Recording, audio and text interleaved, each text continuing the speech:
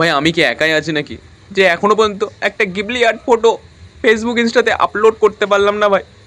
শুধু আমি একাই আছি, বাকি সব কার্টুন হয়ে গেছে। পৃথিবীর সবাই কার্টুন হয়ে গেছে, গাছপালা পশু পাখি, বিরাট কোহলি থেকে অনুষ্কা শর্মা, সালমান, ঠাকুর দেবতা সবাই কার্টুন হয়ে গেছে। শুধু একমাত্র আমি ফেসবুক ইনস্টাতে এখনও গিবলি ফটো আর্টের একটা স্টোরি দিতে পারলাম নি, আপলোড করতে পারলাম নি একটাও পিক।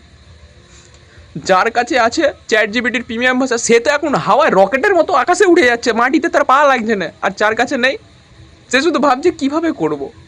যার কাছে চ্যাট জিপিটির প্রিমিয়াম ভার্সান আছে সে তো বানিয়েই যাচ্ছে। ভাই আমার এক বন্ধু আছে, তাকে বলেছি ভাই আমার একটা ফটো কিবলি বানিয়ে দে। ও বলছে ভাই 50 টাকা লাগবে। আমি বলি বন্ধুত্বর কিছু সীমা আছে ভাই। বা ঠিক আছে, এক সপ্তাহ পর দেখা হলো। আরে কেন ভাই, এখন বানিয়ে দে না প্লিজ। বলছে 500টা ফটো আমার কাছে স্টকে আছে, বানিয়ে দিতে হবে তারপরে।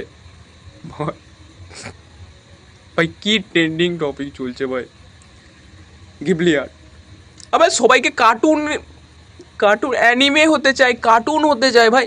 একটা সাইড নিজের ফটো, তার পাশে কার্টুন অ্যানিমে ফটো, কোনটাতে বেটার? আজ তো কার্টুন হয়ে যায় ভাই, বেঁচে থেকে লাভ নেই ভাই। আমি একমাত্র যে এখনও ওই গিবলি ফটো আপলোড করতে পারলাম নি ফেসবুক ইনস্টাতে, বেঁচে থেকে লাভ নেই। তুমি আছো নাকি? গাড় মারা গেল।